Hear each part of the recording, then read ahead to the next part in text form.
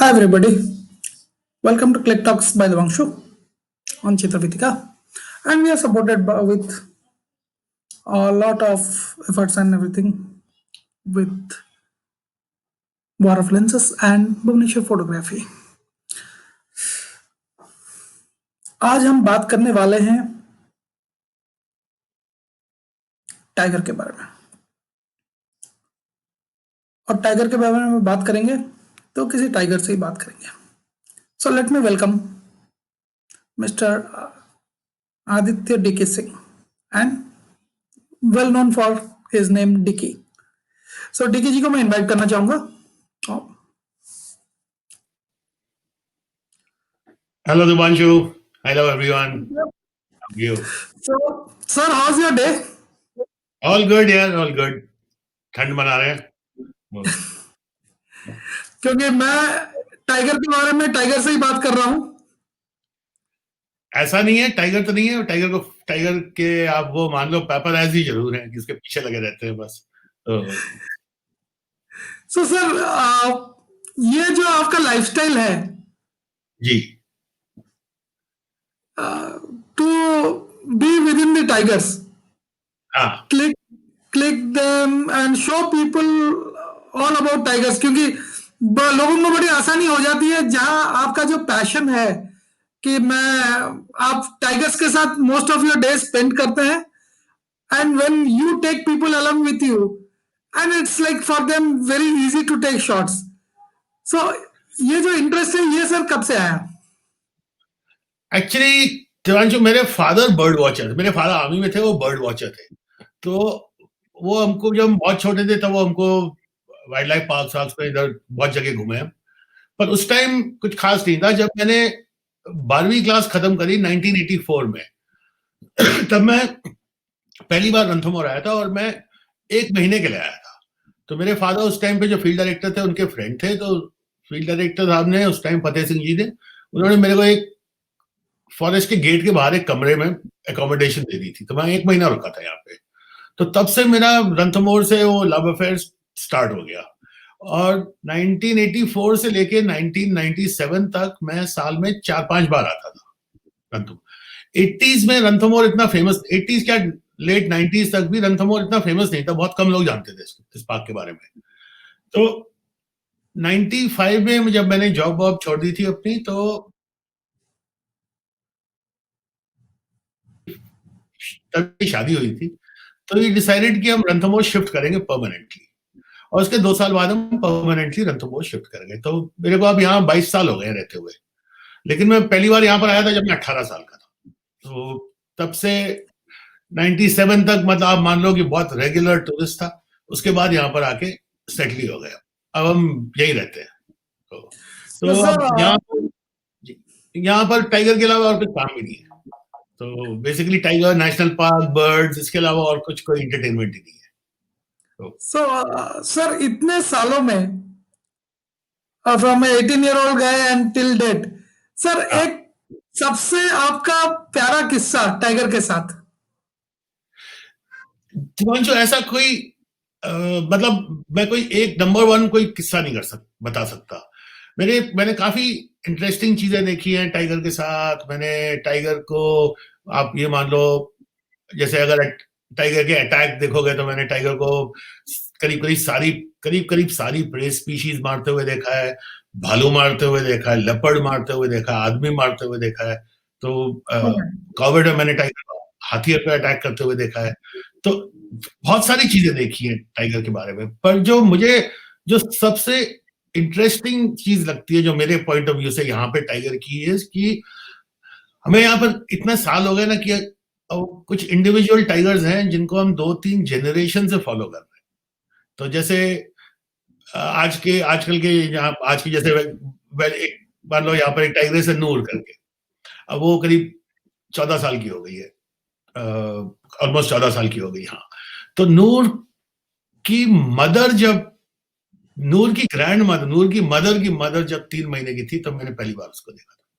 तो उसकी पूरी लाइफ मैंने फॉलो करी थी. फिर नूर की मदर अभी भी जिंदा है, उसको पूरा फॉलो किया. फिर नूर को मैंने पहली बार देखा था जब वो 4 महीने की थी. अब वो 14 साल की हो गई है. तो मेरे को सबसे इंटरेस्टिंग ये लगता है कि उसकी पूरी लाइफ साइकिल फॉलो करना, वो बच्चे से बड़े कब हुए, कब इंडिपेंडेंट हुए, कब उनकी मीटिंग हुई, कब उनका पहला लेटर हुआ, कब दूसरा लेटर हुआ, वो एक मतलब इंडिविजुअल इंसिडेंट कि आज इस टाइगर ने ये किया, बहुत अच्छी साइटिंग थी। उससे ज्यादा मेरे को मजा आता है ये पूरी उसकी हिस्ट्री फॉलो करने कि वो कैसे ग्रो किए, कैसे उन्होंने टेरिटरी बढ़ाई, कैसे कमजोर हुए, कैसे टेरिटरी श्रिंक होनी शुरू हुई, कैसे लास्ट में ऑलमोस्ट उनके एंड तक। तो वो बड़ा इंटरेस्टिंग लगता है उसमें। फिर आपका थोड़ा सा पार्क में जब जाके उस टाइगर को देखते हो तो वो उसकी आपको इतनी हिस्ट्री पता है कि वो सब कुछ उसके बारे में बड़ा इंटरेस्टिंग लगता है, तो वो उसमें मेरे को ज्यादा मजा आता है। सर एक मतलब आपके सामने ये सवाल बचकाना सा लगेगा, बट जो है कि you might not see a tiger is always seeing you. हाँ हाँ, ये तो ट्रू है। तो सर आप इतने सालों से जा रहे हैं, तो आपको तो आदत है कि हाँ पता है ये नूर है एंड ये इसका लाइफस्टाइल ये है। हाँ, तो वैसे मेरा जो सवाल है कि उसको भी पता है कि यही डीके सिंह है, और इनको इस टाइम पे मैं उस शी इज नहीं, आल्सो ऑब्जर्विंग। नहीं, मेरे ख्याल से उनको वो इंडिविजुअल वैसे आइडेंटिफाई नहीं कर पाते, पर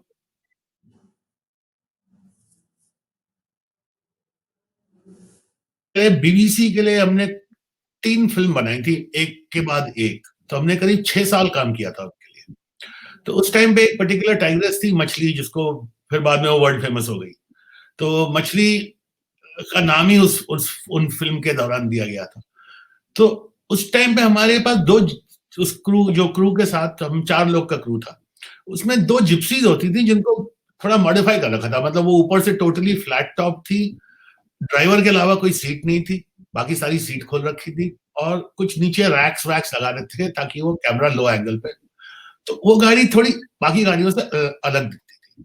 हमारा मानना उस टाइम पे ये था कि मछली हमारी गाड़ियों को पहचानती थी, उसको ये पता था कि ये गाड़ी कौन सी है, क्योंकि कई बार ऐसा होता था कि वो अपने उसके छोटे कब्स थे, पहला लेटर था उसका, तो वो जब कहीं टेरिटरी मार्क करने या कहीं किल पे या कहीं हंट के लिए कहीं जा रही होती थी, तो वो कब्स को हमारी गाड़ी के पास छोड़ के जाती थी, ओ माय लिटरली वो। गॉड।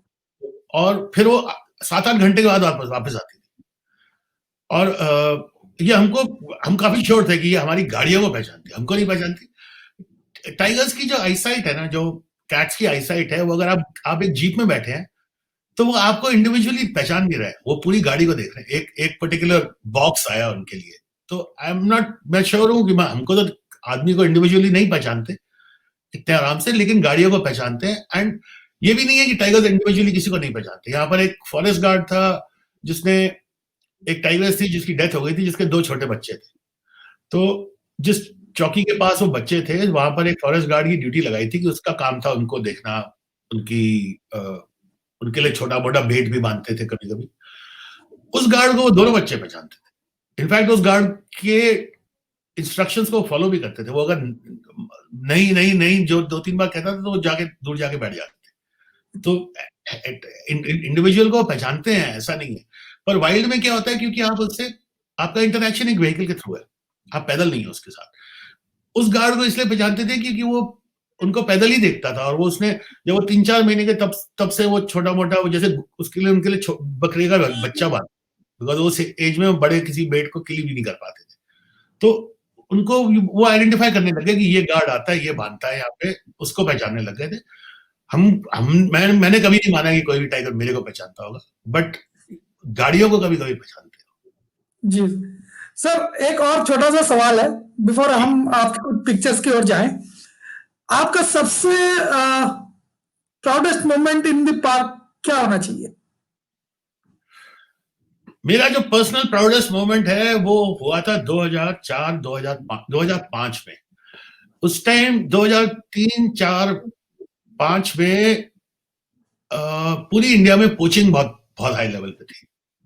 तो हमने यहाँ पर काफी अथॉरिटीज को हिलाया, प्रोजेक्ट टाइगर को कांटेक्ट किया, सबको कांटेक्ट किया कि बहुत यहाँ टाइगर्स मर रहे हैं, लेकिन उसको सॉर्ट ऑफ गवर्नमेंट बिलीव ही नहीं कर रही थी कि मतलब वो ऐसे छुपा रखा था कि यार ये लोग तो एक्टिविस्ट हैं, ये फालतू में बोलते हैं, इनको तो ये पार्क को बदनाम कर रहे हैं, ये कर रहे हैं, वो कर रहे हैं।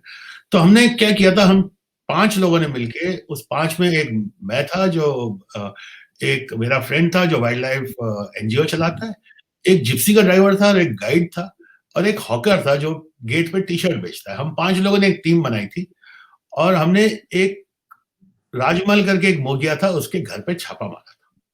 उसमें हमने एक कटा हुआ सांभर, टर्टल के शेल, बहुत सारे सुअर के टस्क, भालू के बहुत बाल थे, बहुत सारे, शायद उन्होंने बाइल निकाला होगा, और एक गन, ये सीज करी थी। और वो हम जोश में तो चले गए, उसको पकड़ भी लिया, गन वन भी सीज कर ली, ये कर लिया, अब सांबर में। उसके बाद हमको पता नहीं था क्या करना। फिर हमने फॉरेस्ट ऑफिस से फोन किया था, तब उनकी टीम आई थी।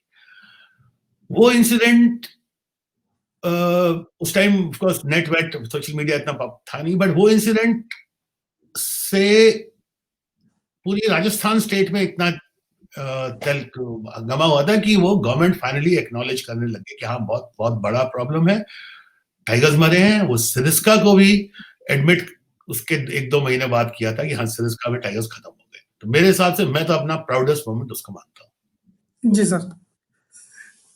तो सर पहले हम लोग कुछ आपके जो पिक्चर्स हैं उसके ऊपर बात करेंगे, मतलब आप ही बात करेंगे, एंड उसके बाद फिर हम थोड़ी दूसरी बात करेंगे।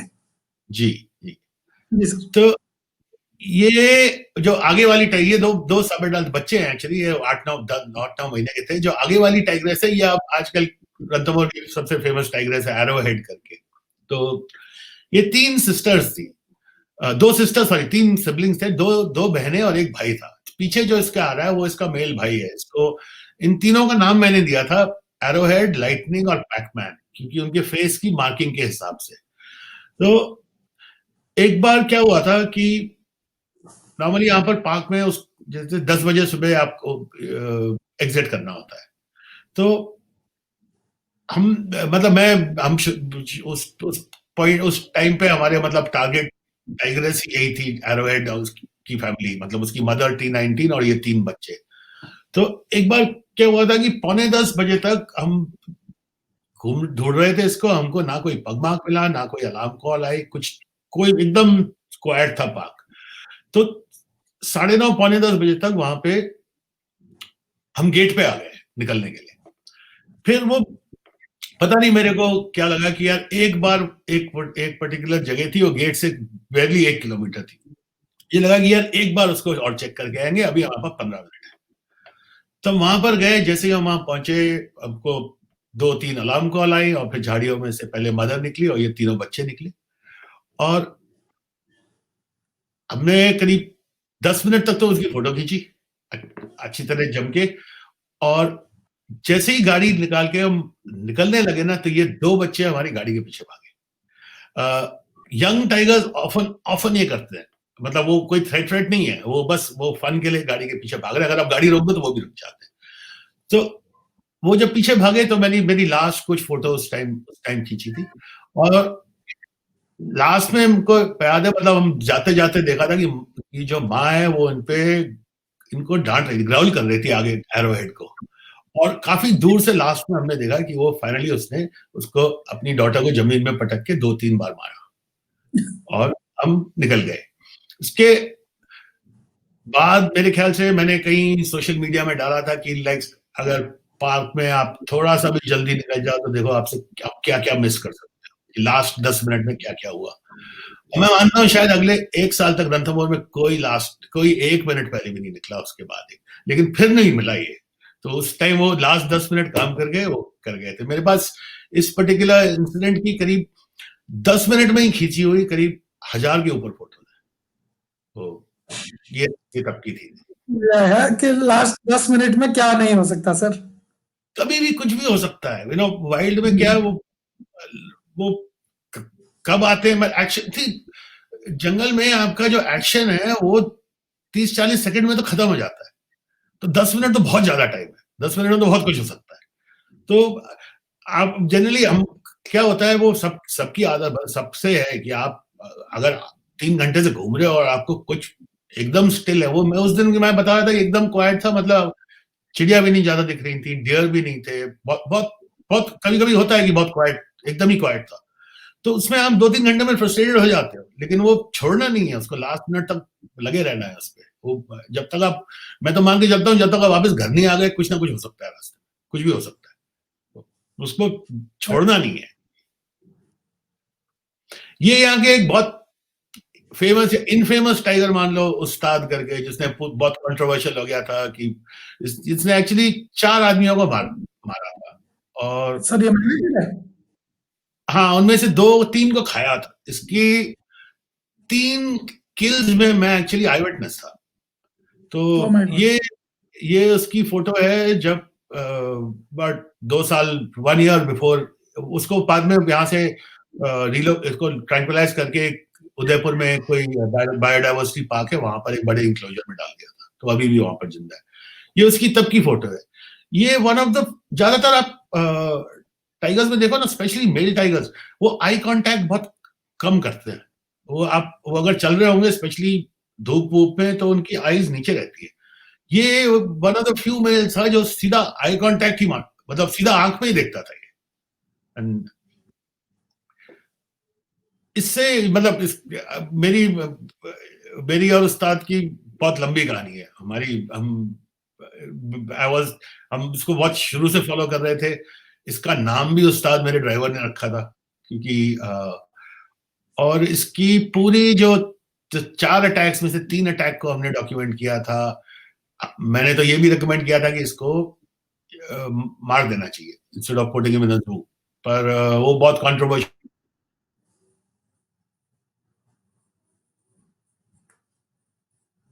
2-4 आदमी को मार रहा है तो क्या हो रहा है, बट वो एक्चुअली होता नहीं है ऐसे यार। 2-4 आदमी को मार रहा है, वो आपको ये बॉम्बे में या दिल्ली में आदमी को नहीं मार रहा है। जहां पे मार रहा है तो एक बार लोकल पॉपुलेशन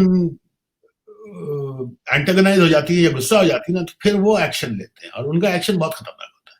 वो फिर जलाते हैं, जंगल जलाते हैं, तो वो फिर वो आइडेंटिफाई नहीं करते कौन सा टाइगर, वो तो 2-3 टाइगर मारेंगे। Right. तो इट वाज गुड कि इसको यहाँ से हटा दिया था तब।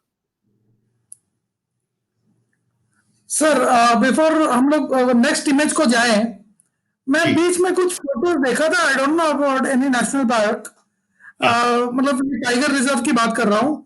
तो ये जो अभी टूरिस्ट जाते हैं, हाँ, इनका जो बिहेवियर, मैंने पिक्चर देखा था कि एक लड़की 2 जिप्सी के ऊपर, मतलब सामने टाइगर है, किसी ने फोटो खींचा था, लड़की जिप्सी के ऊपर, दोनों जिप्सी के ऊपर पकड़ खड़ी है, पैंट पहन के। वो फोटो बहुत यहाँ पे न्यूज़पेपर में भी आई थी। सर ये टाइगर को प्रोवोक नहीं करने का, अटैक करने के लिए? नहीं, वो प्रोवोक नहीं होता उससे। ऐसा नहीं है कि वो प्रोवोक होकर अटैक करेगा, बट उससे क्या होता है, आप उसको डिस्टर्ब कर रहे हो। एंड प्रोलॉन्ग, आप ये रेगुलर अगर वो करता रहेगा ना, तो उसके बाद वो एक्चुअली गाड़ियों से दूर रहेगा। तो मतलब अगर आप सेल्फिश पॉइंट ऑफ व्यू से भी देखो, एक चीज, आप अगर जंगल में गए हो, तो आप किसी और वहां के जो रेजिडेंट्स हैं उनको कायदे से आपको डिस्टर्ब करना एथिकल भी नहीं है, लीगल भी नहीं है। और अगर आप सेल्फिश पॉइंट ऑफ व्यू से भी देखो, तो आप उसको क्यों भगाना चाहते हो परमानेंटली? आप आए हो यहाँ पे उसको देखने के लिए, तो आप ऐसा बिहेवियर क्यों करो कि वो भागेगा आप गाड़ियों की आवाज सुन के? इनकी हियरिंग बहुत बहुत अच्छी होती है। मतलब अगर आप चाहे सबसे साइलेंट गाड़ी में भी आ रहे हो, या आपको 1 किलोमीटर या 2 किलोमीटर दूर गाड़ी की आवाज इनको सुनाई दे जाती है। तो जब ये थोड़ा सा गाड़ी से डिस्टर्ब फील करते हैं ना, तो फिर वो गाड़ी की आवाज सुनते ही गायब हो जाएगा, वहां से छुप जाएगा। तो ये ठीक, मेरे हिसाब से तो जितना अनअब्स्ट्रूसिवली आप पार्क घूमो उतना अच्छा है। तो मैं इंचार्ज नहीं हूँ, लेकिन अगर मैं इंचार्ज होता उस टाइम में, तो वो जो जीप के बीच में खड़े थे, मैं तो पुलिस केस ही करता हूँ, या फॉरेस्ट का केस ही करता हूँ। तो सोल्यूशन ही वही है। इंडिया में नहीं, लेकिन जहां जहां मैनेजमेंट बहुत स्ट्रांग है, वहां आपको सीधा केस ही करते हैं आप पे, ऐसे डिस्टर्बेंस पे, तो या आपको पार्क से बाहर निकाल देते हैं। तो सर एक सवाल था कि जब लोग पार्क के अंदर एंटर करते हैं, अपने लोग तो रिसर्च नहीं करते, they don't know the difference between a zoo and a national park. But वो करना चाहिए ना, वो आपको बड़ा सिंपल है। नहीं कि आपको कोई बहुत बड़ी कोई किताब पढ़नी है, बुक पढ़नी है, 4-5 नियम है, बोर्ड लगा है बाहर, उसमें लिखा हुआ है कि शोर मत मचाना, चीज लिटर मत फेंकना, बस थोड़ी बहुत ही चीजें हैं, आपको ऐसा नहीं कि बहुत कुछ करना है। तो ये तो बड़ा सिंपल है, मतलब ये वो जो बिहेवियर है मेरे हिसाब से तो वो जू में भी नहीं एक्सेप्टेबल है। मतलब जो आप नेशनल पार्क तो वो तो आपको जू में भी नहीं करना चाहिए, मतलब जू छोड़ो, आपको तो बाजार में भी नहीं करना चाहिए ऐसा, मतलब आदमी भी उससे अगर आप और मैं कहीं बैठे हैं बाहर कहीं गार्डन में और एक कोई बगल में गाड़ी आई जिसमें लोग खड़े होके दो गाड़ी के बीच में आप पे देख रहे हैं, चिल्ला रहे हैं, तो आप और मैं ही डिस्टर्ब होंगे, तो ये तो जंगली जानवर है, ये तो अनएक्सेप्टेबल बिहेवियर है। सिर्फ नेशनल पार्क में ही नहीं, जू में भी अनएक्सेप्टेबल है, नॉर्मल लाइफ में भी अनएक्सेप्टेबल है, घर में भी अनएक्सेप्टेबल है। Right sir. सर हम लोग नेक्स्ट इमेज के ऊपर बात करेंगे। ये एरोहेड है, एक छोटा सा फॉन, चीतल का फॉन मारा है इसने। टाइगर्स बच्चे बहुत, डियर के बच्चे बहुत मारते हैं, स्पेशली चीतल के, क्योंकि एक इजी होता है, सेकेंडली टाइग्रेसेस पर्टिकुलरली जो फीमेल होती है, जब इनके बच्चे छोटे, जब उनके कब्स छोटे होते हैं तो वो प्रेफर करती हैं चीतल फॉन को मारना, क्योंकि ये मीट इसका टेंडर होता है, इसकी बोन्स टेंडर होती हैं, तो वो उसके बच्चे ज्यादा आराम से खा सकते हैं। तो आप कभी भी देखो कोई टाइग्रेस है जिसके 4-5 महीने के, जब इनिशियली जब 2 महीने 2.5 महीने के बच्चे होते हैं तब वो मीट खाना शुरू करते हैं, तो इनिशियली जो मदर मीट देती है वो ऑलमोस्ट ऑलवेज चीतल के बच्चे होते हैं। तो जब जिस भी टाइगर के छोटे बच्चे होंगे वो स्पॉटेड डियर के फॉन बहुत मारते हैं। जब बड़ा हो जाता है टाइगर या इंडिविजुअल बड़ा टाइगर होता है तो वो फॉन अवॉइड करता है, बिकॉज उसमें काफी एफर्ट लगता है, तो दे प्रेफर की और बड़ा, जितना बड़ा जानवर मिले उतना ज्यादा आसान है। दूसरा एक पर्टिकुलर कुछ पीरियड में एज सच डियर के कोई ब्रीडिंग टाइम तो है नहीं, बट कुछ पीरियड्स में उनका जो उनके बच्चे ज्यादा होते हैं, तो उस पीरियड में आपको हमेशा दिखेगा कि टाइग्रेसेस फॉन बहुत मार रही है, बिकॉज इजी होता है उस टाइम मारना। बच्चों को भी टेंडर मीट मिल जाता है। हाँ, बहुत बहुत टेंडर मीट मिलता है। एडल्ट टाइगर अगर ये मदर इसको खुद इस फॉन को खाएगी तो जो पैर के हुव्स है ना, सिर्फ वो छोड़ती है, पूरा स्कल वल सब खा जाते हैं, बोन्स वोन सब खा जाते हैं, सिर्फ पैर के हुव बचते हैं जो जिसको नहीं डाइजेस्ट कर सकते, बाकी पूरा खा जाते हैं। अदरवाइज एडल्ट में बैकबोन, रिब केज, स्कल ये सब नहीं खाते वो, बट छोटे बच्चों का तो पूरा पूरा ही खा जाते हैं। So we'll go to the next image.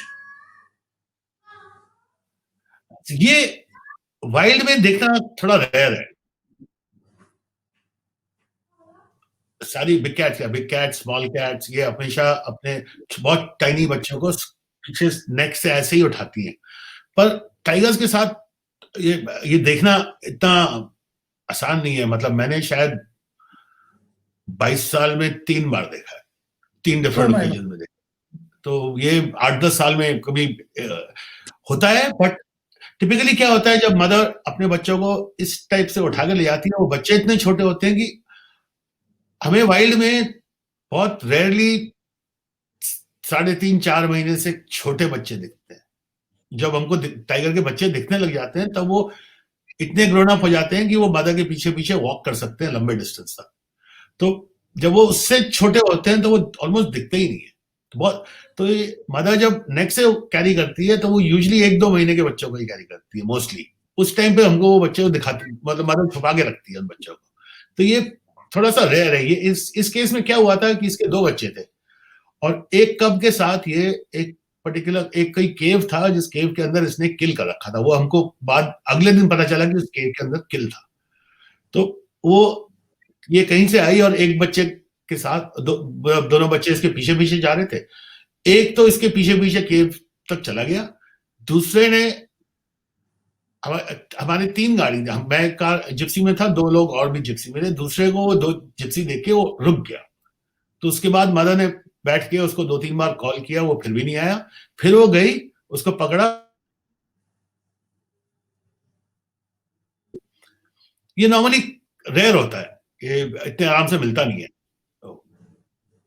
तो आई एम फॉर्चुनेट, मैंने 3 बार देखा, उसमें 2 बार उसकी फोटो भी खींची है। तो एक बार इतनी दूर से देख रहे थे हम कि वो बस देखने लायक ही था, बट वो लायंस में फिर भी ज्यादा दिख जाता है कि लायंस जनरली उनके बड़े सोशल होते हैं सर। प्राइड में रहते हैं और बच्चे बहुत होते हैं प्राइड में, हमेशा प्राइड में बच्चे होते हैं, तो कोई ना कोई, एंड लायंस में क्या, मदर की सिस्टर्स भी बच्चों को वैसे अपने ही बच्चे की तरह ट्रीट करती है, तो उसमें कोई ना कोई उठा लेता है, बट टाइगर में बहुत रेयर होता है, बहुत रेयरली दिखता है, होता है फ्रेंडली ऑफन है, बट आदमियों को दिखता नहीं है ये।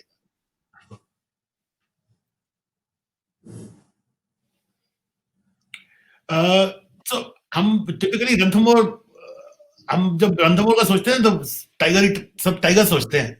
रणथंभौर बर्ड्स के लिए बहुत अच्छी जगह है। बर्ड वॉचिंग के लिए तो ठीक है, बर्ड फोटोग्राफी के लिए बहुत अच्छी जगह है। यहाँ पर फॉर सम किसी कारण बर्ड्स बड़ी यूज्ड टू है आदमी, मतलब वो फ्लाइट नहीं लेती इतनी जल्दी, आपको काफी पास आने देती है। ये क्या हुआ था, दिसंबर जनवरी के आसपास, ये बेर में फ्रूट्स आते हैं, बेर की झाड़ियों में, तो इसको ग्रीन पिजन बहुत खाते हैं उसमें। और हम ये रोड पे, ये मेन मतलब पार्क के अंदर की रोड पे हम जा रहे थे, और एक सडनली हमको साइड से ये बर्ड ग्रीन पिजन को लेके रोड पे गिरी, और उस टाइम पे मैंने सोचा ये शिखरा ने ग्रीन पिजन मारा था। ये बाद में जब वो टर्न करा तो पता चला ये यूरेशियन स्पैरोहॉक, जो यहाँ पर शिखरा बहुत कॉमन है, यूरेशियन स्पैरोहॉक थोड़ी सी रेयर है। और इसकी भी इंटरेस्टिंग स्टोरी है। तो मारा इसने, ये लग रहा है जैसे ग्रीन पिजन मर गया है, बट वो एक्चुअली ग्रीन पिजन मरा नहीं था। इसको 5-6 मिनट तक वो ग्रीन पिजन से स्ट्रगल करते रही, फिर 2 जंगल क्रोज आए, उसने स्पैरोहॉक को भगा दिया, और वो क्रोज इसको पिजन को मार के ले गए। Right sir. टिपिकली विंटर्स में काफी ग्रीन पिजन्स को शिखरा तो बहुत मारते हैं, स्पेशली जब बेर का फ्रूटिंग होता है, क्योंकि तब वो ग्रीन पिजन बेर की झाड़ियों के टॉप में बैठे होते हैं, वो थोड़े वल्नरेबल होते हैं उस टाइम। नहीं तो ये जनरली बड़े पेड़ ढूंढते हैं ग्रीन पिजन्स, वहां उनको मारना थोड़ा टफ होता है, बेर की झाड़ी के टॉप में बड़ा आसान होता है इनको मारना। सर ये शॉट जैसा लगता है पूरा ग्राउंड लेवल शॉट, आई लेवल शॉट है सर, ये इनसाइड द पार्क है या आउटसाइड द पार्क? ये पार्क के अंदर है। रणथंभौर के हिली, थोड़ा सा हिली पार्क है, हिली मतलब कॉवर्ड जैसा नहीं है कि बहुत हाई हिल्स है, बट रणथंभौर का जो फ्लैट भी कहते हैं ना, वो टेरेन फ्लैट नहीं है, ऊपर नीचे थोड़ा बहुत रोलिंग है, मतलब आपकी रोड ऊपर जाएगी नीचे जाएगी। अब हम जैसे को यहाँ पे इतना टाइम हो गया रहते हुए कि आपको एंगल समझ में आ गया कि यार यहाँ मत खड़े होना, थोड़ा पीछे जाओ तो लो हो जाओगे आप। तो एक इस रोड में थोड़ा सा पीछे एक डिप्रेशन था, तो उस डिप्रेशन में पार्क करी थी गाड़ी। मैं चाहता तो करीब 20-30 फुट और आगे जा सकता था, तो ये ऑलमोस्ट फुल फ्रेम हो जाती, पर वो फिर एंगल बदल जाता, ऊपर से फिर हम नीचे शूट कर रहे हो, जो एंगल फिर मजा नहीं आता उसमें। तो ज्यादा कि थोड़ा सा वाइड रखो, लेकिन एंगल अच्छा रखो। मेरे को बहुत पहले एक मेरा फ्रेंड है, बहुत अच्छा फ्रेंड है, मतलब इनिशियली वो फोटोग्राफी गुरु भी था, वो एक्चुअली सिनेमेटोग्राफर है, वो स्टिल फोटोग्राफी करता भी नहीं है। उसने एक चीज बताई थी कि वाइल्ड में 3 मोस्ट इंपॉर्टेंट चीज जो तुमको फोटोग्राफी के लिए चाहिए, वो है एंगल एंगल एंगल, एंगल सही होना चाहिए। तो स्मॉल बर्ड ग्राउंड लेवल पे है, तो आपको ग्राउंड लेवल का ही एंगल बेस्ट है उसके लिए। एंगल ऊपर से आप नीचे शूट कर रहे हो या नीचे से बहुत ऊपर शूट कर रहे हो, तो वो कभी वो फोटो में वो मजा, एंगल आपका यूनिक होना चाहिए। वो खड़े होके 5 फुट की हाइट से सब खींच रहे हैं, तो उस हाइट को छोड़ के कहीं से भी खींचो, लेट जाओ, पेड़ के ऊपर चढ़ जाओ, टॉप डाउन भी अच्छा लगता है, एकदम टॉप डाउन पे, फिर वर्टिकली डाउन देखना है। तो एंगल की कहानी है पूरी।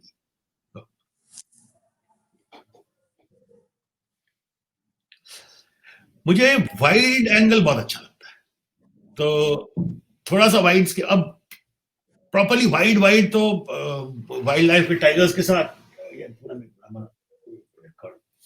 सो प्रॉपर वाइल्ड एनिमल्स के साथ इजी भी नहीं है उनको, वो आपको जो एनिमल है वो आपके काफी पास होना चाहिए, नहीं तो वो इम्पैक्ट नहीं आता। तो जी सर। मैं जब वाइड कह रहा हूँ, मेरा मेरा वाइड का मतलब 24 mm 35 mm नहीं है, मोर लाइक 50 70 100 mm, जिसमें क्या होता है कि आप ये पिक्चर अगर आप बड़ी देखो, ये D850 की है, बहुत बहुत बड़ा रेजोल्यूशन है, पीछे एक नीलगाय देख रही है टाइगर को, वो अलार्म कॉल कर रही है। तो मैं जनरली, मेरे को ये अच्छा लगता है कि एक छोटा टाइगर है, पूरा ग्रासलैंड है, ट्रीज है, नीलगाय है, हैबिटेट थोड़ा टाइट शॉट जो है, जैसे हेड शॉट्स और जो टाइट, वो सोशल मीडिया में बहुत अच्छे लगते हैं क्योंकि आपका स्क्रीन बहुत छोटा है। इंस्टाग्राम में जैसे हेडशॉट बहुत अच्छा लगेगा, एकदम वाइड एंगल नहीं अच्छा लगेगा, लेकिन रियली स्पीकिंग आप प्रिंट करो, बुक्स के लिए यूज करो, इसके लिए करो, तो थोड़ा सा वाइड रहना ज्यादा अच्छा है। तो मुझे मुझे तो वाइड एंगल बहुत अच्छा लगता है। एक मेरी मेरी जो वर्क हाउस लेंस है, वो मेरी सबसे सस्ती लेंस भी है, प्रॉब्ली एक निकॉन की 28-300 mm की लेंस है। वो महंगी भी नहीं है, f5.6 to 6.5 वट, मैं उस बिना उसके तो कभी पार्क जाता ही नहीं हूँ। और उसको मैं जनरली 300 एंड में नहीं यूज करता हूँ, उसको मैं यूज करता हूँ तो 28 से इसके इसके इस लेंस के पहले मैं 24-70 यूज करता था, उसमें वो कभी कभी 70 mm भी लगता है कि बहुत ज्यादा वाइड है। 28-300 ने वो थोड़ा ऑप्शन दे दिया कि आप उसको 120-40 तक भी ले जा सकते हो, और जरूरत पड़े तो 28 पे भी जा सकते हो। तो सर आपके हिसाब से कितने फोकल लेंथ में होने से टाइगर इजीली शूट कर सकते हैं? ऐसा कुछ नहीं है। मैं क्या मानता हूँ कि देखो, मेरे पास जो लेंसेज है, मेरे पास 14 mm से लेके 500 mm तक करीब करीब सारा रेंज कवर्ड है। मैं पहले 600 mm थी मेरे पास एक, जो मैंने लास्ट ईयर निकाल दी क्योंकि वो बहुत भारी हो गई, मेरा पूरा इक्विपमेंट बहुत भारी हो रहा था, और आजकल ट्रैवल करने में, फ्लाइट में बहुत रिस्ट्रिक्शन होने लग गए। तो मैं ट्राई करता हूँ कि 3 कैमरा बॉडी 3 लेंसेज साथ में होती है, तो एक वाइडिश, एक मिड रेंज में, और एक टेलीफोटो। एंड मैं कोशिश करता हूँ कि अगर एक सीन हो तो उसको तीनों रेंज में खींचूं, वाइड भी खींचूं, मिड 200-300 mm के रेंज में भी खींचूं, और 500 से भी खींचूं।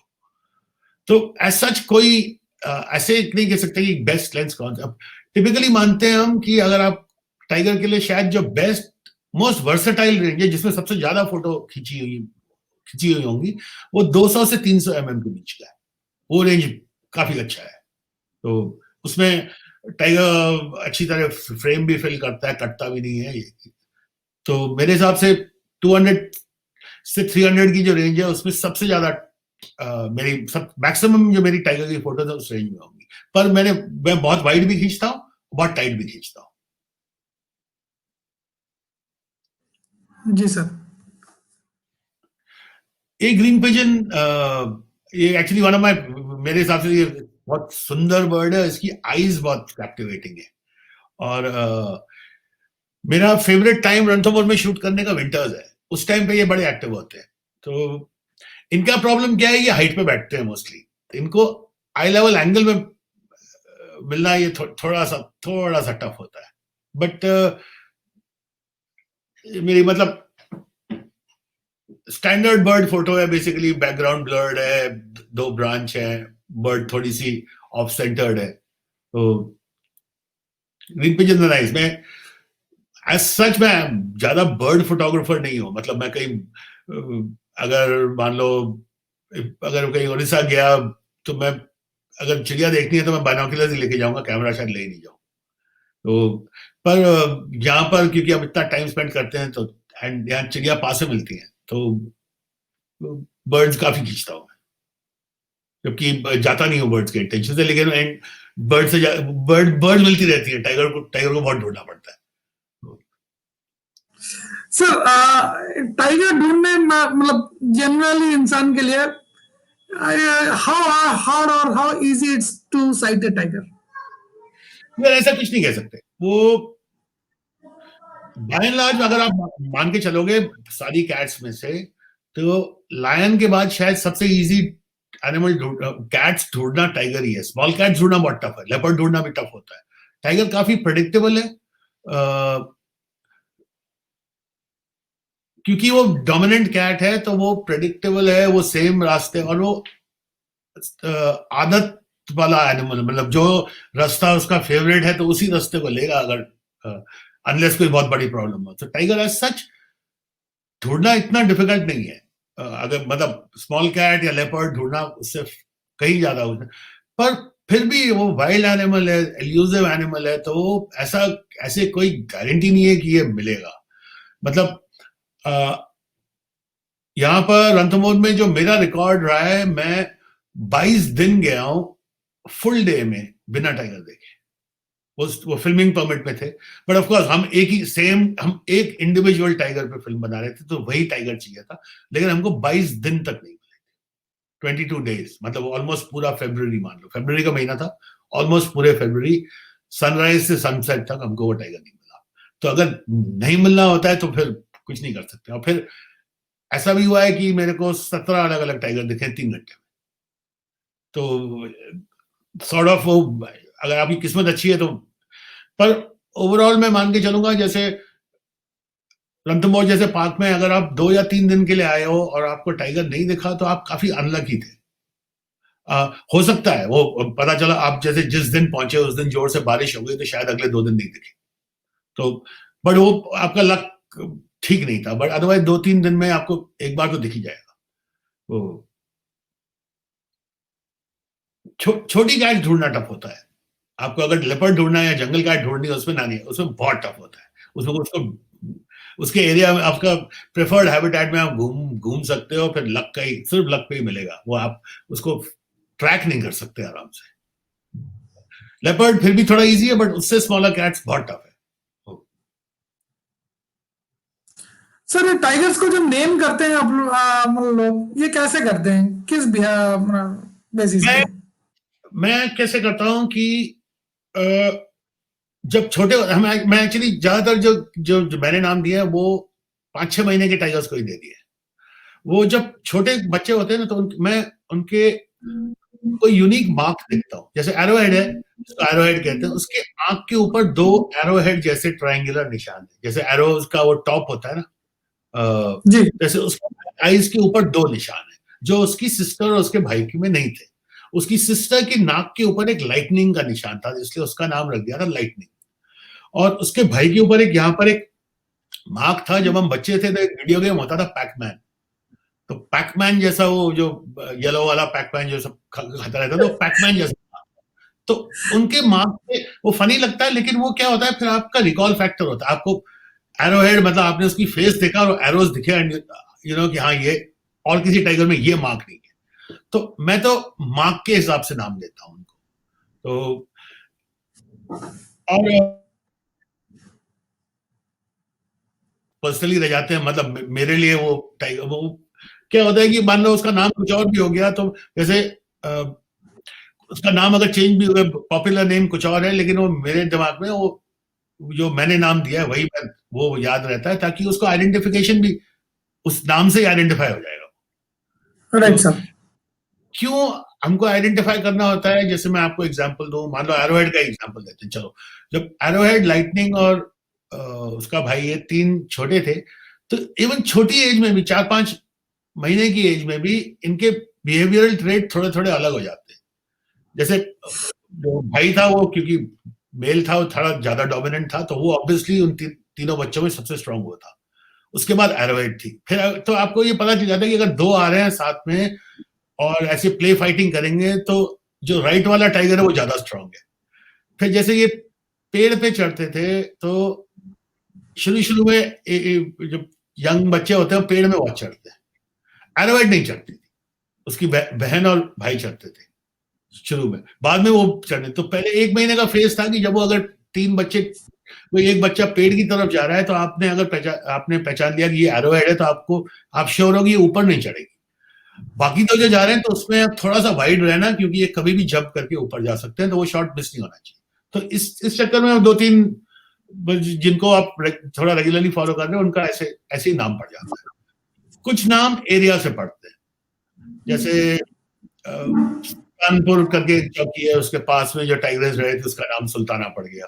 तो कुछ नाम एरिया से पड़ते हैं। कुछ ऑफिशियली फॉरेस्ट डिपार्टमेंट सबको नंबर देता है, और कुछ के नाम नंबर का हिंदी है, जैसे T19 को लोकली 19 कहते हैं, उसका नाम कृष्णा भी है, वो एक ऑफिशियली गवर्नमेंट ने रखा था, बट उसको पॉपुलरली लोकली कोई किसी गाइड से पूछो कि लाइक कौन सा टाइगर दिखा, तो वो 19 कहेगा या 22 कहेगा, तो वो नंबर भी नाम है, तो नाम ऐसे पढ़ते हैं। I am being recorded. ये मेरे घर के अंदर है, इनफैक्ट मेरे बेडरूम के एकदम बाहर है। तो लाइक मैंने आपको बताया था, मैं एवरेज दिन में 150-200 फोटो खींचता हूँ। वो शायद आधी रखता नहीं होगा, कुछ रखता हूँ, कुछ नहीं रखता। तो घर टिपिकली पूरा दिन बाहर बैठते हैं तो 2-3 कैमरा लेके वहां रख ही देते हैं, वो कुछ ना कुछ होता रहता है, कुछ हम खींचते रहते हैं। मेरा घर भी रणथंभौर की बाउंड्री से करीब 600-700 मीटर ही है, एंड हमारे घर के आसपास एक वो एरिया है जिसको अर्बन फॉरेस्ट क्लासिफाई किया है, तो वो ऐसा कोई घर और कोई बिल्डिंग विल्डिंग नहीं है, वाइल्ड सा ही एरिया है। तो हमारे घर के आसपास फिर हमने कुछ हैबिटेट क्रिएट किया है, ग्रास घर के अंदर ही कुछ ग्रास लैंड हैं, हमने खस उगा रखी है, मूंज उगा रखी है, तो छोटे एनिमल्स, छोटी वाइल्ड लाइफ और बर्ड्स बहुत आती है, तो घर में मैं कैमरा लेके बैठा ही रहता हूँ। ये पर्टिकुलर जो गार्डन लिजर्ड है, ये एक लकड़ी का स्तंभ है, इसके पीछे एक पाइप है, उस पाइप के अंदर रात को सोती है और सुबह जैसे ही धूप निकलती है ये ऊपर आ जाती है। तो ये फीड कर रही थी इंसेक्ट्स पे, और तब ये एक साइड से वॉस्प आई, तो उसको देख के पहले तो उसने इस वॉस्प की तरफ देखा, फिर उसने सारी अलग कर दी, उल्टा कर दिया कि ये स्टिंग करेगी। तो ये हम घर में खींचते रहते हैं, लगे रहते हैं। Sir what about the thread, like आप फैमिली के साथ रहते हैं और टाइगर रिजर्व ओनली 600 मीटर है, हाँ, तो नहीं ऐसा कुछ नहीं है, नहीं नहीं ऐसा कुछ नहीं होता। इनफैक्ट मतलब वाइल्ड एनिमल तो बहुत, वाइल्ड एनिमल में जो थोड़े बहुत स्कैरी है वो प्रॉब्ली हाथी मान लो आप शायद, और यहाँ पर हाथी है नहीं, यहाँ पर भालू थोड़ा सा स्कैरी एनिमल है, बाकी कैट से तो कोई थ्रेट ही नहीं है, कोई थ्रेट नहीं है। मतलब छोटे थ्रेट लाइक स्कॉर्पियन थ्रेट है, स्नेक बाइट से थोड़ा केयरफुल रहना पड़ता है। हमारे यहाँ अपने घर के आसपास वाइपर्स बहुत है, सॉस्केज वाइपर बहुत है, सबसे कॉमन स्नेक यहाँ पे सॉस्केज वाइपर है, वो रात को काफी एक्टिव होता है, उससे थोड़ा सा बच के रहना पड़ता है। तो बेसिक प्रिकॉशंस हैं। मतलब अब मेरी डॉटर 9 साल की हो गई, बट वो पैदा ही मतलब जब से 1-2 महीने की थी तब से यहाँ पर है, तो उसको भी ये ड्रिल्ड है कि रात को चप्पल में बाहर नहीं जाना, शूज पहनना है, टॉर्च लेके जाना है, ये सब इतने बेसिक प्रिकॉशंस हैं। मतलब मैं दिल्ली में शायद अपने बच्चे के लिए ज्यादा डरूंगा कि वो नीचे अगर पार्क में चले गया कहीं तो वो ज्यादा स्कैरी है, यहाँ पर नहीं है कोई ऐसा थ्रेट। स्कॉर्पियन छोटे मोटे जानवरों से हैं, मतलब snake bite is a snake bite से थोड़ा डर लगता है बस, उसके अलावा तो ऐसा कोई थ्रेट नहीं है। Sir what is the like birds कितने टाइप के होंगे वहां पे, अवेलेबल होंगे वहां पे? इधर करीब यहाँ की जो चेकलिस्ट है वो करीब 340। देखो यहाँ पर एक तो किसी ने बहुत डिटेल में बर्ड्स पे काम किया नहीं है, तो इसकी चेकलिस्ट, यहाँ की जो चेकलिस्ट है वो उसमें अभी करीब 340-350 के बीच में स्पीशीज है। लेकिन ये चेकलिस्ट बनाई है मैंने, एक यहाँ पे 1-2 गाइड है उन्होंने, एक मेरा फ्रेंड है जो टाइगर वॉच की एनजीओ चलाता है उसने, 1-2 फॉरेस्ट ऑफिसर थे, हमने अपनी अपनी इंडिविजुअल चेकलिस्ट पुल इन करके उसको बनाई है। तो उसमें हमारे पास जब हमने सब सारी पुल इन करी तो 330 चिड़िया तो 100% थी। 15 बर्ड्स पे डाउट था, तो उनको हमने डाउटफुल ही रखा है, वो एज एंड व्हेन किसी को कंफर्म होती गई उसको कंफर्म करते गए। लेकिन जैसे हमने जितनों ने यहाँ पे चेकलिस्ट बनाई सब वॉबला लेवल पे हम सब कमजोर है, तो मैं काफी श्योर हूँ कि कम से कम 10-15 चिड़िया यहाँ पे जो हमसे आइडेंटिफाई नहीं हो पा रही, बट 350 के आसपास बर्ड्स अच्छी काफी स्पीशीज होती है। पर यहाँ नंबर्स भी अच्छे हैं, मतलब स्पीशीज का ही नहीं है, वो बर्ड्स के नंबर्स भी अच्छे हैं। एंड जो लिटरली जो बेस्ट चीज मैं रणथंभौर की मानता हूँ, यहाँ पे बर्ड स्पेशली पार्क के अंदर भागती नहीं है आपसे जल्दी, वो गाड़ी को देख के भी जल्दी नहीं भागती, वो शाय नहीं है इतनी, तो उनकी फोटोग्राफी बड़ी रिलेटिवली इजियर है। मतलब जैसे भरतपुर, एक और जो राजस्थान की सबसे फेमस बर्ड सैंक्चुरी, भरतपुर की स्पेशलिटी यही है कि वो वहां की बर्ड्स यूज आदमियों टू हो जाती है। यूज टू गेट थ्रेटन नहीं है, थ्रेटन नहीं फील, यूज टू नहीं है वो अभी भी। यहाँ पे चिड़िया जो पार्क के अंदर आपसे आपको 10 फुट दूर आने लगेगी, वही बर्ड जब पार्क के बाहर होती अंदर थ्रेटन नहीं फील करते। It is not like Bharatpur में भी, आप भरतपुर के पार्क के एकदम बाहर आप उस बर्ड के पास जाओ तो उड़ जाएगी, पार्क के अंदर नहीं उड़ेगी वो। तो इनका भी सिस्टम होता है, दे नो कि ये एरिया थोड़ा डेंजरस है, रिस्की है, ये एरिया नहीं है। तो उस लॉजिक से तो रणथंभौर बर्ड की फोटोग्राफी के लिए बहुत अच्छी जगह है। ये जैसे ये इग्रेट्स की जो ये पिक्चर थी, इनकी ये फीडिंग फ्रेंजी चल रही है। जैसे पानी कुछ कुछ जगह रिसीड करता है तो उसमें फ्रॉग्स और छोटी फिशलिंग्स ट्रैप हो जाती हैं एक छोटे पूल में, तो उसको उसमें फिर ये बड़े नंबर्स में इग्रेट्स और ये आके उसको वाइप आउट कर जाती है। तो ये उनकी फीडिंग चल रही है। अर्ली मॉर्निंग था, लाइट उल्टी थी, इसको मैंने काफी करीब 2-3 स्टॉप अंडर एक्सपोज किया था, तो सिर्फ वाइट वाइट वाइट देखने के लिए, बाकी सब डार्क चाहिए था। तो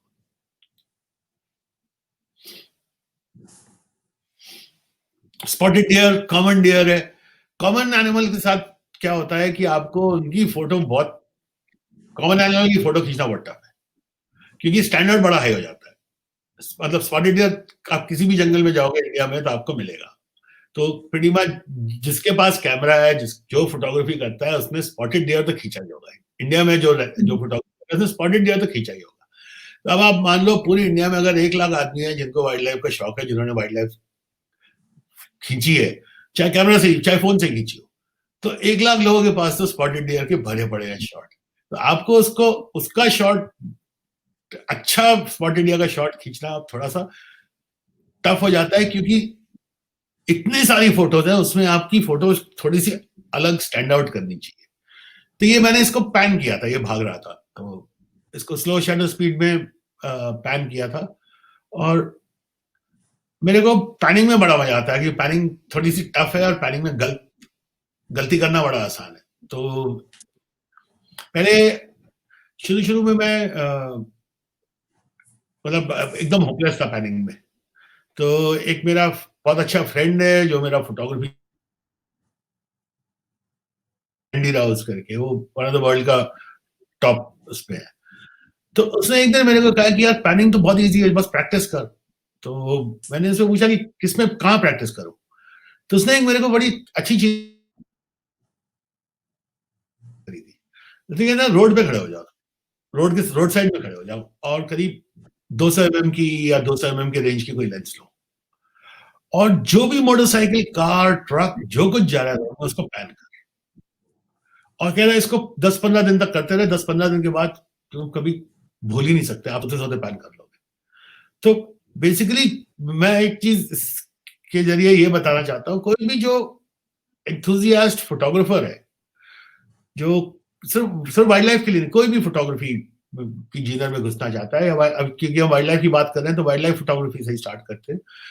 हम क्या करते हैं, हमने कैमरा खरीद लिया, उसके बाद वो आप मान लो आप दिल्ली में रह रहे हो, तो आपने कैमरा आपके घर पे रखा है, आपको 3 महीने में एक बार छुट्टी मिलती है, आप 4 दिन के लिए कोविड गए और 4 दिन में आपने कैमरा को खूब दबा के यूज किया, उसके बाद वापस दिल्ली गए, फिर आपने कैमरा रख दिया। तो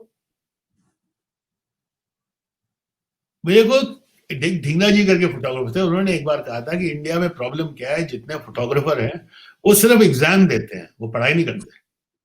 तो मैंने उनको पूछा क्या मतलब, टीचर्स की वही कहानी है कि कैमरा रखा है दिल्ली में, 3 महीने में एक बार कॉर्बेट गए, 4 दिन के लिए फोटो खींच के आ गए, फिर 3 महीने कैमरा रखा। तो वो जो 3 महीने दिल्ली में कैमरा रखा था वो पढ़ाई का टाइम था। आप तो फोटो तो तब खींच रहे हो जब कॉर्बेट में जाके एग्जाम का टाइम है, तो इसे आपने कोई पढ़ाई नहीं करी और आप कैमरा लेके एग्जाम पे चले गए। तो कहते हैं आपने बिना पढ़ाई किए अगर आप एग्जाम दोगे तो आपके 20-30 नंबर ही आएंगे, आपको फर्स्ट डिवीजन या डिस्टिंक्शन या 100% नहीं आने वाला। तो उनका ये कहना था कि भैया कैमरा घर पे रखा तो प्रैक्टिस करो। अब ये मैं करीब 20 साल पहले की बात बता रहा हूँ।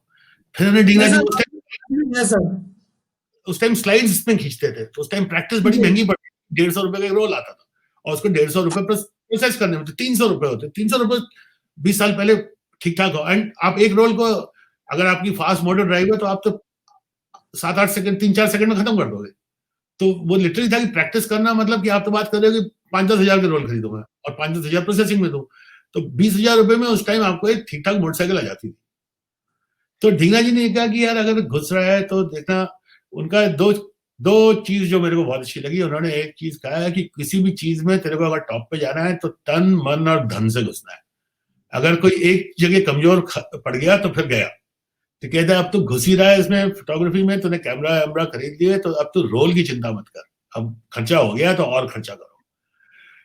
दूसरा उन्होंने कहा कि यार इसको तो प्रैक्टिस कर। तो प्रैक्टिस, मैंने उनको पूछा वाइल्ड लाइफ कैसे प्रैक्टिस करूं? कहते हैं तो तेरी फोटो ले, तेरे पास घर में कुत्ता है तो चढ़ा, इसे उसको गार्डन में खींच, तो भागने दे, भगा, खींच, बैकलेट खींच, फ्रंटलेट खींच, एक्शन में खींच, उसको जंप में खींच, खींचते रहे। तो हमने करीब दबा के सब प्रैक्टिस, हमने 200, 300 रोल खत्म कर देते थे एक एक महीने में। कॉस्टली भी था, मतलब कॉस्ट भी आती थी। उन्होंने एक बार तो मेरे को कहा था कि आप एक काम करो, आप 300 रोल खरीदो और उनको एक महीने में खत्म कर देना, और उसके बाद प्रोसेस मत करवाना, बस जला देना। तो मैंने कहा ढींगरा जी आप क्या कह रहे हो कि मतलब 300 रोल मतलब 150 रुपए का एक रोल, तो आप कह रहे हो कि 40-45 हजार के रोल खरीदो और उनको एक महीने में खत्म कर दो और फिर प्रोसेस भी नहीं करो और जला दो। तो ये क्यों करूं यार? ये तो आप कह रहे हो 45 हजार की फोटो खींचो और फिर जला दो, क्योंकि फिल्म रोल में क्या होता है, आपको रिजल्ट नहीं दिखता जब तक आप प्रोसेस नहीं करोगे। तो ढींगा जी कहना था कि यार तेरा 45 हजार की तो रोल आएंगे और 45 हजार ही प्रोसेसिंग में लगेगा। अब मैं जलाने को इसलिए कह रहा हूँ क्योंकि पहले एक महीने में तो जो तू फोटो खींचेगा एक भी काम की नहीं है, इससे वो 45 हजार खर्च करने से बढ़िया उनको जला ही दे, वो 45 हजार रुपए बनो। और फिर बताओ ऐसे चलो मैंने खरीद लिया, मान लो रोल 45 हजार के, और खींच लिया, एक महीना प्रैक्टिस कर ली और डेवलप नहीं किया, उनको जला दिया। अब क्या होगा? अब दो चीज हो गई तेरे लिए। क्या? इसे एक तेरा कमिटमेंट बढ़ गया। क्यों बढ़ गया? इसे क्योंकि तेरे को रियलाइज होगा कि 45 हजार रुपए मैंने फूक दिए और एक भी फोटो नहीं है मेरे पास। तो कहता अब तू कमिटेड हो गया, कि अब तुम्हारे दिमाग में बैठ गया कि भैया एक भी फोटो नहीं खींची और 45 हजार रुपए भी गए। अब तेरा कमिटमेंट सीरियस, अब तो सीरियस हो गया। मैंने एग्जैक्टली वही किया, मैंने 300 रोल खरीदे, मैंने एक महीने में खत्म किया, लेकिन गधे की तरह मैंने उनकी सेकंड एडवाइस नहीं मानी, मैंने पूरे प्रोसेस करवाए, 45 हजार और खर्च किया उसमें, और उसमें जेन्युइनली एक भी फोटो काम की नहीं, सारी फोटो डिस्ट्रॉय। पर वो खत्म करने के बाद आपको फिर रियलाइज हुआ कि मेरे एक महीना बर्बाद हो गया, 90,000 रुपीज बर्बाद हो गए और मैंने एक भी फोटो नहीं खींची ढंग की। उसके बाद आपका कमिटमेंट लेवल ही चेंज हो जाता है, फिर वो कहानी ही चेंज हो जाती है। तो वो ढींगरा जी की एडवाइस मैं तब से फॉलो कर रहा हूँ। फिर जब डिजिटल आया, मैं डिजिटल में स्विच कर गया 2004 के एंड में। जब डिजिटल आया तब ढींगरा जी के बाद एक जर्मन फोटोग्राफर थियो ने मेरे को कहा था कि अब now you don't have to pay for the roles, just practice like mad. तो हमने 2004-2005 में मैंने जितनी फोटो खींची थी, मेरे ख्याल से आज की डेट में मैं 5 साल में इतनी नहीं खींचता। वो बस वो खींचते ही गए, हर सब कुछ खींचते थे, जो कुछ था वो इतना प्रैक्टिस करो कि आपके कंट्रोल्स तो आपको कोई देखने की जरूरत नहीं है, आप अपने आप चेंज होना चाहिए। एंड बेसिकली कार की ड्राइविंग की तरह है। आप मतलब आप अगर रोज कार चलाते हो या रोज मोटरसाइकिल चलाते हो, मान लो कम्यूट करने के लिए, ऑफिस जाने के लिए, घर जाने, घूमने के लिए, जो भी, तो आप उसको इंस्टिंक्ट से चला रहे हो, आप सोच नहीं रहे हो। आपने कार स्टार्ट करी, आप बैठ गए उसके पीछे, ऑटोमेटिकली गियर लगा और ऑटोमेटिकली गियर सही लगा, फर्स्ट गियर ही लगा, आपने देखा नहीं है उसकी गियर की स्टिक को। अपने आप आपका एक्सीलरेटर दबा, अपने आप क्लच छूटा, बड़ा स्मूथली छूटा, गाड़ी स्टार्ट हो गई, आपका गियर चेंज होता रहा, आप ट्रैफिक को बड़े आराम से अवॉइड कर रहे हो, आप किसी से बात भी कर रहे हो, म्यूजिक भी सुन रहे हो। तो ये आपकी जो ड्राइविंग हो रही है, बड़ी कॉम्प्लिकेटेड चीज जो आपने शुरू में जब सीखी थी तो स्टार्ट ही नहीं होती थी कार, वो आप अब बाय इंस्टिंक्ट, मतलब आप बिना सोचे समझे आप उसको चला रहे हो, परफेक्टली चला रहे हो। तो वो इसलिए है क्योंकि आपने इतनी ड्राइविंग करी है कि आपको वो क्या, जिसको मसल मेमोरी कहते हैं, कि मतलब आप इंस्टिंक्टिवली चला रहे हो, आपको बताने की जरूरत नहीं है। मैं मान के चलता हूं, अगर आप कार में ड्राइव कर रहे हो और मैं आपको फोन करूं और आपने मान लो फोन उठा लिया, उठाना नहीं चाहिए, ड्राइविंग करते हो, लेकिन आपने फोन उठा लिया और मैं आपको पूछूं कि देवांशु आप किस गियर में हो, तो आपको देखना पड़ेगा कि किस गियर में हो। लेकिन आपको कार स्टीयरिंग की फील से, कार इंजन की साउंड से आपको ये पता है कि मैं सही गियर में हूं, लेकिन कौन सा राइट गियर है वो आपको। लेकिन आपको ये कैसे पता है सही गियर है? वो आपकी मसल मेमोरी, वो आपकी फ्रिंज थिंकिंग से आ रहा है कि हाँ यार इंजन तो ज्यादा जोर से रेव नहीं कर रहा, कम भी अंडर पार भी नहीं लग रहा, तो गियर ठीक है। तो फोटोग्राफी में भी ऐसे ही होना चाहिए कि आप, मतलब आप जब कैमरा उठाओ तो आपको पता होना चाहिए कि इसका क्या आईएसओ है, क्या एपर्चर प्रायोरिटी, बिना देखे। वो आपका एक डिफॉल्ट सेटिंग होनी चाहिए, उसमें रहना चाहिए। आप जब उठाओ तो आपको पता है कि मैं इस सेटिंग पे हूं अभी। तो ये अनुभव सिर्फ प्रैक्टिस से आता है, वो आप करते रहो, प्रैक्टिस हो, आप एकदम गेम में हो। और आप अगर कहीं छुट्टी में भी जाते हो कैमरा लेके, मान लो 3 दिन की, तो आप रियलाइज करोगे कि लास्ट डे आप बेस्ट फोटोज खींच रहे हो, क्योंकि आपकी 2 दिन की वो प्रैक्टिस बहुत अच्छी हो गई। अब लास्ट डे आप एकदम जोन में हो, आपको सब समझ में आ रहा है। पहले दिन आप बहुत गलती करोगे, पहले दिन आपका शटर स्पीड गलत थी, ये जस्ट बिकॉज वो प्रैक्टिस थोड़ी सी छूट गई थी बीच में। एंड टिपिकली क्या होता है, हम जैसे लोग तो सब अनएम्प्लॉयड है, हमारा काम यही है। आप लोग बिजी हो, आप वापस जाते हो, आपकी लाइफ, ऑफिस ऑफिस वो सब ऐसा आपको घेर लेता है कि वो फिर कैमरा भूल जाते हो आप टाइम के लिए, तो प्रैक्टिस का टाइम नहीं आता। तो जैसे मेरा एक फ्रेंड है बॉम्बे में, वो उसने एक बार मेरे को पूछा यार कि मेरा बहुत टाइट शेड्यूल है, मैं कहाँ प्रैक्टिस करूँ, कैसे करूँ? तो उसका शेड्यूल में वी रियलाइज कि वो अपने डॉग्स को, उसके 2 कुत्ते हैं छोटे छोटे, उनको नीचे उसके घर के नीचे कोई गार्डन, एक पार्क सा है, उसमें रोज शाम को आधे घंटे के लिए वो वॉक, खुद की वॉक और डॉग को वॉक के लिए। मैंने उसको टर्न कर दिया कि भैया तू वॉक नहीं करेगा, तू फोटो खींच उनको। तो अब वो पिछले 2-3-4 साल से वो अपने डॉग्स की फोटो खींचते जा रहा है। अब उसकी उसकी फोटोग्राफी का लेवल ही चेंज हो गया है। मतलब वो अब एक्शन मिस नहीं करता, पैन कर लेता है, क्योंकि वो रोज प्रैक्टिस कर रहा है। ये कहानी है इसकी। फोटोग्राफी बहुत सिंपल है, बस प्रैक्टिस है। एंड ऑफ द डे तो क्या है, वो 4-5 कंट्रोल है आपके पास, सबके पास भी वही 5 कंट्रोल है। अब वो कोई ज्यादा अच्छा इसलिए है क्योंकि वो उसको एग्जैक्टली पता है वो 5 कंट्रोल कैसे संभालना राइट है। ये सर। कहानी। मैं ये तो मतलब ये अपना बड़ा बड़ा अच्छा मतलब एडवाइस दिया, क्योंकि हम लोग भी working with brand and talking to people, and लोग जब मुझे बोलते हैं ना कि सर सेटिंग बता दो, तो बोला सर हाँ, प्रैक्टिस कर लो, सेटिंग अपने आप ही हो जाएगी। बता दो तो सबसे, मतलब ये तो वही बात बतानी है ना कि आप गाड़ी चला रहे हो, बगल वाला आपसे पूछ रहा है सर गियर बता दो, तो गियर क्या बता दूं? तो अभी ये गियर है, मैंने थोड़ा सा एक्सीलरेटर दबाया गियर बदल जाएगा। तो सेटिंग से राइट। कुछ भी नहीं बैठेगा ना। तो ये कहानी है। जी सर। तो यही, so there are few more images also, बातों बातों में हम लोग स्किप कर गए सर के साथ। चलिए सर। ये एंगल की कहानी है अगेन। मैंने बताया था ना, टाइगर्स पे लो लो एंगल लेना थोड़ा सा टफ है, क्योंकि आप गाड़ी से ही शूट कर सकते हैं, आप नीचे नहीं जा सकते। पर आप अनइवन टेरेन, आप डिप्रेशन ढूंढो कि रोड नीचे कहां जा रही है, वहां पार्क करो। और अगर आपने आई लेवल से ऊपर खींच रहे हो ना जानवर, तो आप वो फोटो अच्छी ही आती है। स्काई वाई पीछे आ रहा है और फ्रेम फिलिंग आ रहा है, तो फोटो अच्छी ही आती है। तो एंगल की कहानी है। टाइगर तो पूरा करीब करीब पूरा ही एंगल की कहानी है। तो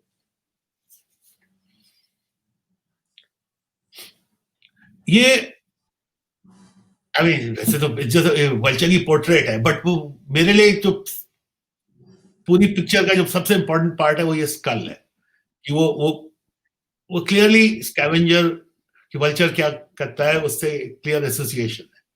तो अगर ये स्कल नहीं होता तो ये काफी ऑर्डिनरी सी पिक्चर थी।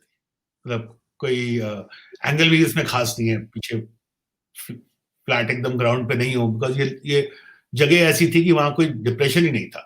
तो लेकिन ये स्कल ने फोटो बना दी। तो ये क्वेल्स हैं, हमारे यहाँ बहुत क्वेल्स, ये मेरे घर के अंदर खींची हुई है।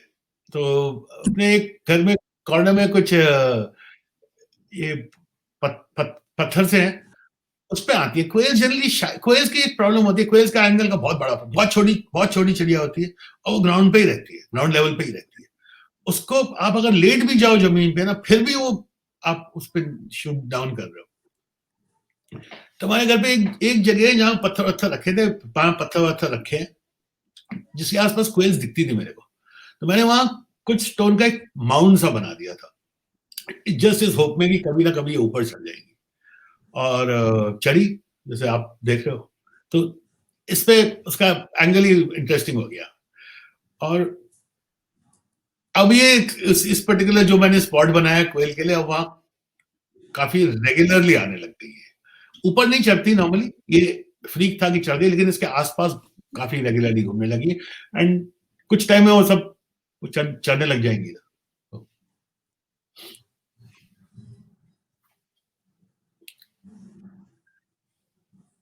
रिफ्लेक्शन एक चीज, और मतलब सिंपल, सबको पता होगा, बड़ा सिंपल सा टिप है।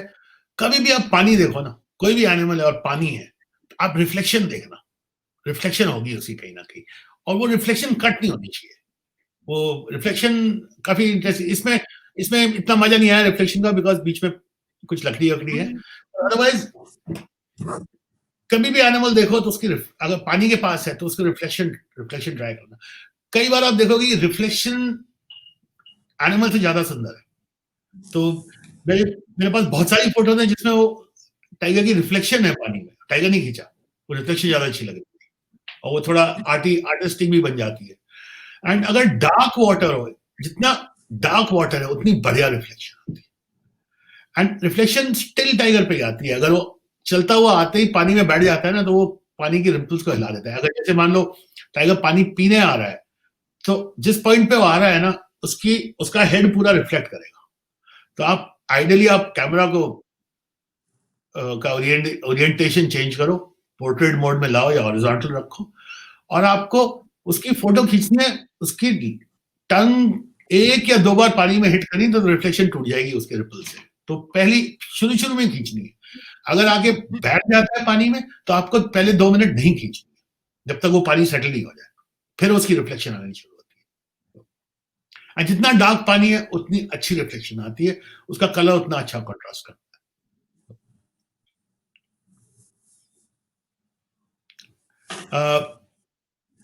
फॉरेस्ट में, सारे फॉरेस्ट में स्पॉटलाइट जिसको कहते हैं ना, स्पॉटलाइट इफेक्ट होता है। स्पॉटलाइट क्या होता है कि आपका अर्ली सुबह या लेट इवनिंग में जो सन होता है, वो उसकी रेज पेड़ के थ्रू फिल्टर होके आ रही है।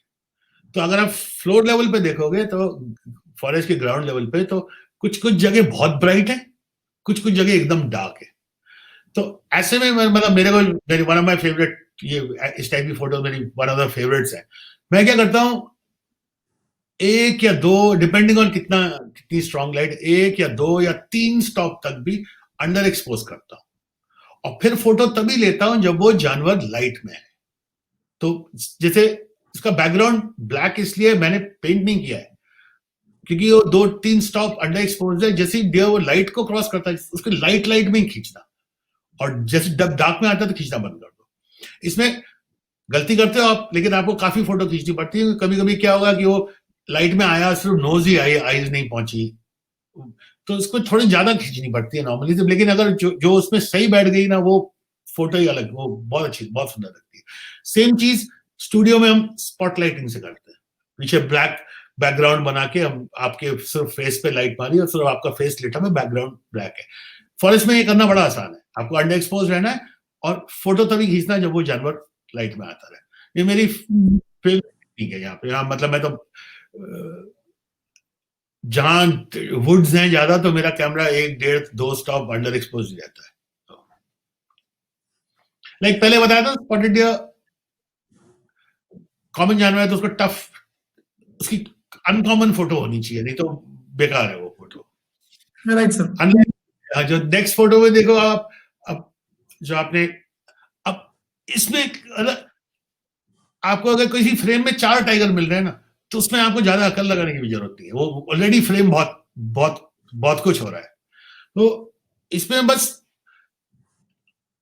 इस अपॉर्चुनिटी में ऐसा फ्रेम आपका अगर है नहीं, तो आपको फिर सबसे इंपॉर्टेंट चीज है टाइमिंग। आपको शटर कब दबाना है, वो चारों बैठे हुए हैं तो उसमें कोई दम नहीं है, एक हिलना, जैसे इसमें अभी वो इंटरैक्ट कर रहे हैं, 2 टाइगर, 2 जो कब्ज है राइट में इंटरैक्ट, तो ऑलरेडी जो बहुत अच्छा फ्रेम है एनिमल से भरा हुआ, उसमें फिर टाइमिंग बहुत जरूरी है आपकी, जब कुछ करे तभी फोटो दबाना। ये बैकलाइट, मेरे को बैकलाइट ही बहुत बहुत अच्छी लगती है। शुरू शुरू में जब हम फोटो खींचना स्टार्ट करते हैं तो जनरली सब बताते हैं कि आपकी बेस्ट लाइट वो होती है जो आपके शोल्डर लेवल से पीछे से आए हो।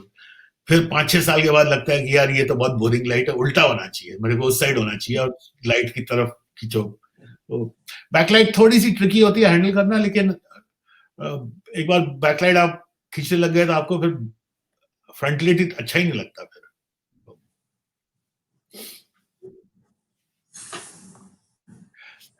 टाइगर कब्स मतलब अगेन एक ऐसी चीज है कि 2-3 कब्स, अगर आप छोटे कब्स आपके फ्रेम में हो तो वो बहुत ही माइंड ब्लोइंग लगता है। हमारा क्या होता है कि हम जनरली और सब वाइल्ड लाइफ फोटोग्राफर्स ये सब सोचते हैं कि यार मेरे को एक टाइगर की किल मिलनी चाहिए, हमारे लिए हमारा अल्टीमेट गोल है कि टाइगर किल करते हुए मिल गया, एक किल शॉट मिल गया जो भी। पर रियलिटी क्या है कि आपको अगर एक टाइगर किल करते हुए मिल गया ना, कोई मैगजीन नहीं छापेगी उसको, कोई न्यूज़पेपर नहीं छापेगा, ब्लड और वाइल्ड एनिमल्स नहीं छपते साथ। जहां खून दिख रहा होगा उसको कोई मैगजीन मैगजीन छापना है। जो सबसे पॉपुलर पिक्चर हैं ग्लोबली वो क्यूट पिक्चर, जिनको क्यूट पिक्चर्स मानते हैं। मेरे को क्यूट पिक्चर्स पर्सनली नहीं पसंद है, लेकिन मैं मान के चलता हूं अगर मैंने 10 फोटो अपनी वाइफ को दिखाई और उसमें कहीं एक फोटो में उसने कहा हाउ क्यूट, तो वो फोटो हिट है, उसको आप अलग कर लो, वो 5 स्टार फोटो है आपकी। क्यूट सेल्स मतलब by when I am saying cute sells मतलब ये नहीं कि क्यूट से पैसा बन, cute is appreciated far more than some very rare action. Very rare action में क्या होता है कि अगर आप जानते हो कि हाँ ये बहुत रेयर एक्शन था, मैं जानता हूँ बहुत रेयर एक्शन था, लेकिन जिसको कोई मतलब आता ही नहीं है टाइगर के बारे में it's a common man's view. हाँ it's a common man view, लेकिन कॉमन मैन या अनकॉमन मैन या एक्सपर्ट, क्यूट सबको अच्छा लगता है, क्यूट सबको जी अच्छा सर। लगता है, क्यूट रखना चाहिए। तो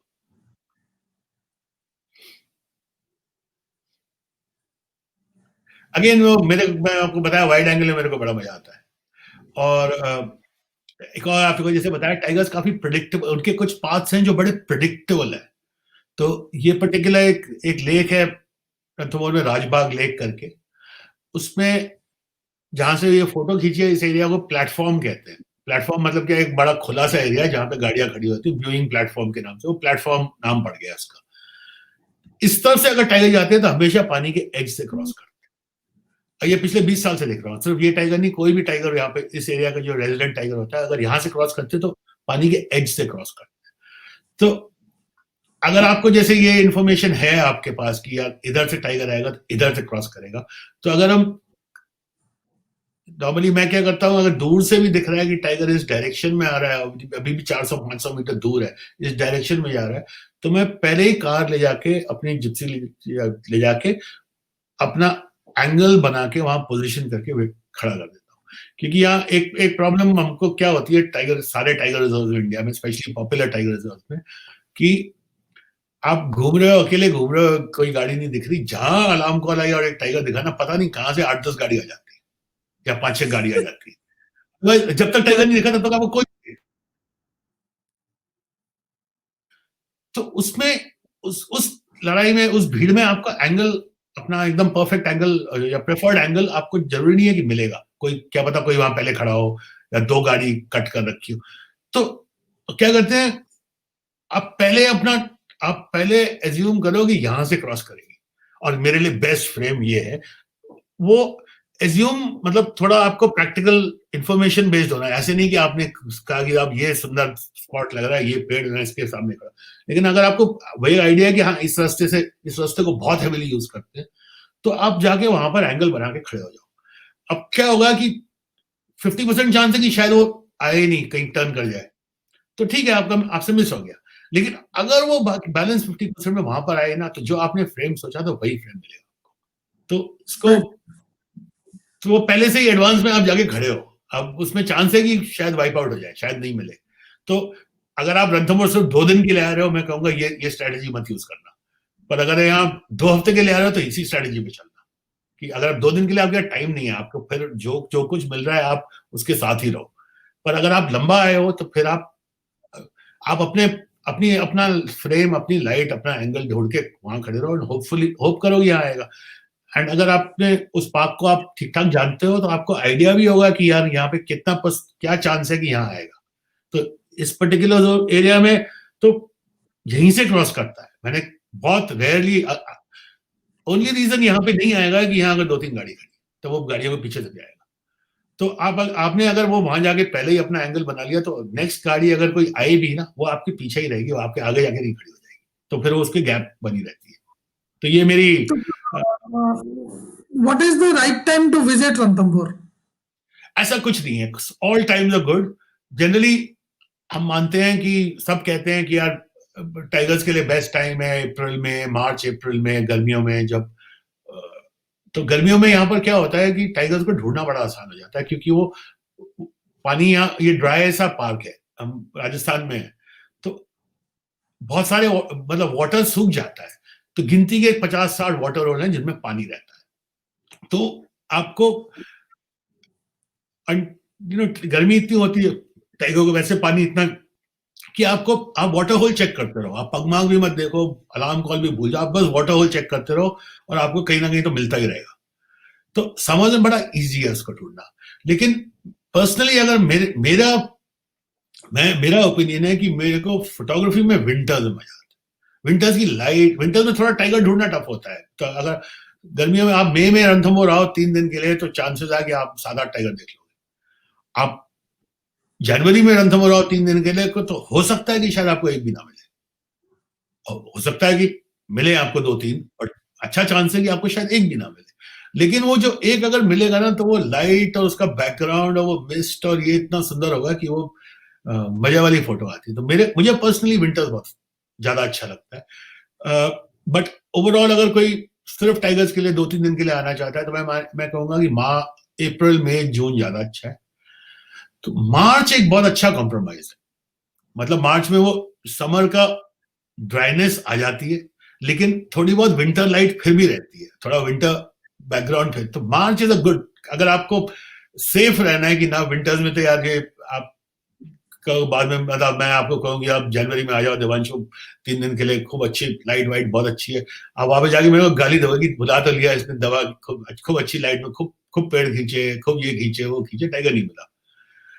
गर्मियों में मैं आपको बुला लूं, आपको यार टाइगर तो 8-10 मिले, लेकिन वो कुछ मजे वाला लाइट नहीं थी, मजे वाला बैकग्राउंड। तो मार्च में दोनों दोनों काम हो जाते हैं। तो मार्च एक्चुअली काफी अच्छा टाइम है। मार्च पॉपुलर भी बहुत है, जो थोड़े सीरियस फोटोग्राफर्स है उनके लिए मार्च में बहुत आता है। तो मैं पर्सनली, मेरे लिए तो बेस्ट मंथ मैं मानता हूँ नवंबर दिसंबर। उसमें बैकग्राउंड के कलर्स बहुत अच्छे होते हैं। मानसून खत्म होके वो पूरा ग्रीन से थोड़े बहुत येलो, ऑरेंजेस, ये सब कलर्स आने लग जाते हैं। लेकिन उस पीरियड में टाइगर ढूंढना थोड़ा सा मुश्किल, थोड़ा ज्यादा मुश्किल। बट सर वो तो आइडियल टाइम होगा, क्योंकि उस टाइम पे टूरिस्ट बड़े कम होते होंगे। टूरिस्ट अब रणथंभौर में रहते ही हैं यार, अब वो कम होने वाली कहानी खत्म, वो चली गई। अब वो हमेशा ही रहते हैं यहाँ पे, कम भी, बिकॉज यहाँ का इश्यू क्या है कि अनलाइक ये ऑलमोस्ट अर्बन टाइगर रिजर्व, ये दिल्ली से 5 घंटे की ड्राइव में आदमी पहुंच सकता है, जयपुर से 2 घंटे की ड्राइव में पहुंच सकता है। टूरिस्ट सर्किट में भी जयपुर, आगरा, दिल्ली के एकदम बीच में पड़ रहा है। तो ये बड़ा अप्रोच इजी है, तो इसलिए भीड़ भी ज्यादा, क्राउड भी ज्यादा आती है। तो अब क्राउड कम वाला टाइम तो ऑलमोस्ट खत्म हो गया। मतलब वो 15-20 साल पहले होता था कि आप टाइम है जब कोई भी नहीं आ रहा, बट अब रहते हैं लोग, हमेशा ही आते हैं।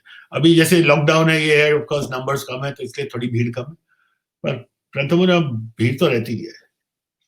And sir what would be the tiger population of Ranthambore? Ranthambore में अभी 65-70 एडल्ट है, 65-70 एडल्ट है, और 4-5 साल से इतने ही है। यहाँ का एरिया इतना है कि इससे ज्यादा अकोमोडेट नहीं कर सकते। तो हर साल करीब 8-10 बच्चे पैदा होते हैं, पर वो सारे यहाँ पे फिट हो नहीं पाते। तो काफी सारे they migrate away, drift away, दूसरी जगह चले जाते हैं, कुछ मर जाते हैं, कुछ आपस में लड़ाई में मर जाते हैं। बट बाय एंड लार्ज अभी 65 से 70 के बीच का नंबर है।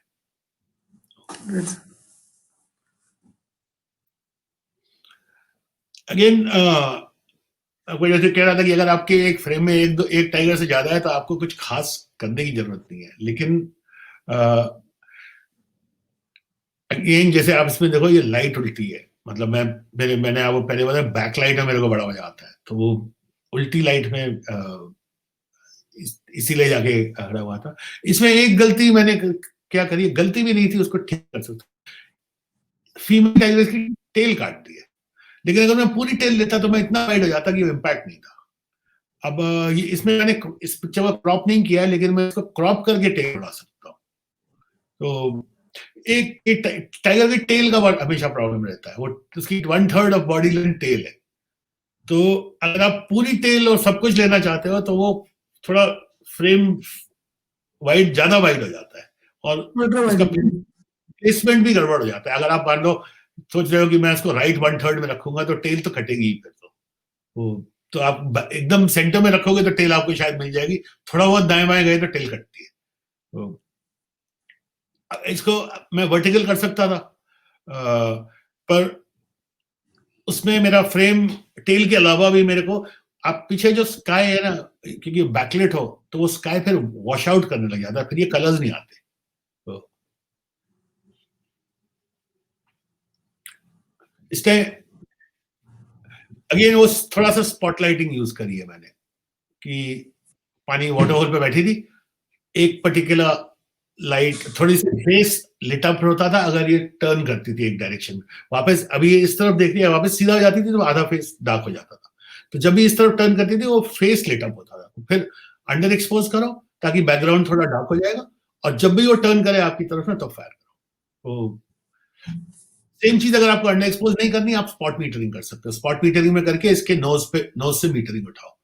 मीटरिंग का क्या है, क्योंकि मैं बाय इंस्टिंक्ट मैट्रिक्स मीटरिंग में ही सोचता हूँ, तो मैं अंडर एक्सपोज ये करता हूँ।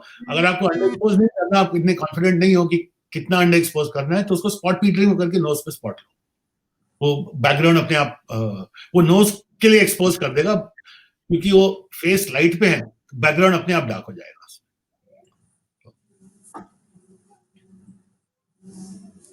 Sir, what will be the total area of the park? सी दो एंटिटी है, एक रणथंभौर टाइगर रिजर्व और एक रणथंभौर नेशनल पार्क। हम आप जनरली बात करते हैं तो हम दोनों को मिक्स करते रहते हैं। तो Ranthambore tiger reserve almost 1500 square kilometre, 1500 से थोड़ा सा ज्यादा है।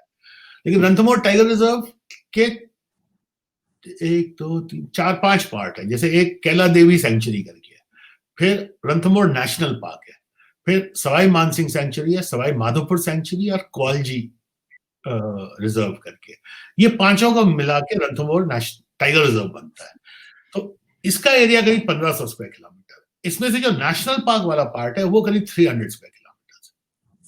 तो टाइगर्स इस पूरे 1500 स्क्वायर किलोमीटर के 50% एरिया में टाइगर्स है, 50% एरिया में टाइगर्स है ही नहीं। वो हैबिटेट ही ऐसा है कि वो टाइगर्स के लिए सुटेबल नहीं है। वो पानी, मतलब परमानेंट पानी नहीं है वहां पे, प्रे साल भर नहीं रहता, तो वहां पर ड्रिफ्ट करते हैं लेकिन परमानेंटली नहीं रहते। तो करीब 750 स्क्वायर किलोमीटर में टाइगर्स है और करीब 750 स्क्वायर किलोमीटर नहीं है।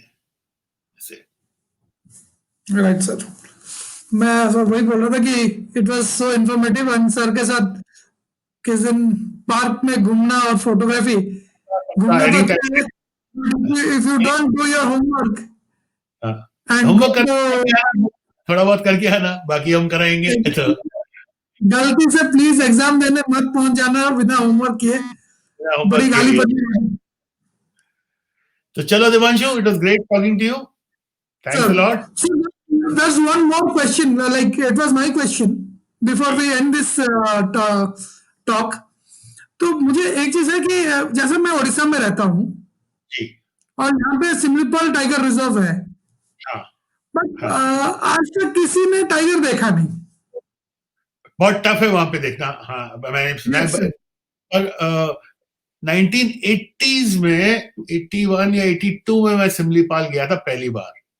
उस टाइम मैं मानता हूं शायद इंडिया का बेस्ट फॉरेस्ट था, लिटरली उस टाइम, लिटरली इंडिया का बेस्ट फॉरेस्ट। डर लगता था, लिटरली डर लगता था। हाथी की पॉपुलेशन भी बहुत थी। टाइगर तो मैंने उस टाइम भी नहीं देखा था। एक तो डेंस घना काफी है, आपके फॉरेस्ट बहुत डेंस है। रणथंभौर बहुत ड्राई है, ड्राई में ढूंढना थोड़ा ज्यादा आसान हो जाता है। तो So hopefully sir, आप कभी भी ओडिशा अगर विजिट करें तो we are there definitely, to share your experiences in Odisha. Definitely Devanshu, पक्का It will मिलेंगे। be a proud moment for me and everybody to be with you like on a practical note. My pleasure है। सो Right, sir. Okay Devanshu, So thank you, sir. So thank this you, was Mr. on Click Talks by Chitra Vitika. Thank you, sir. Thank you.